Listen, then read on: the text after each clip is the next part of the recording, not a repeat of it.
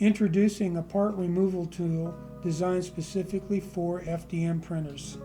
It is useful in removing a variety of material types from most any print surface.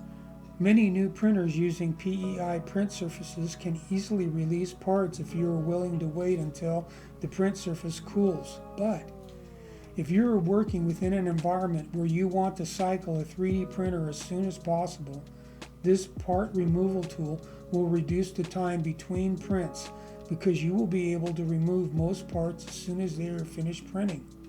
What follows is a few examples of 3D prints with a variety of print materials.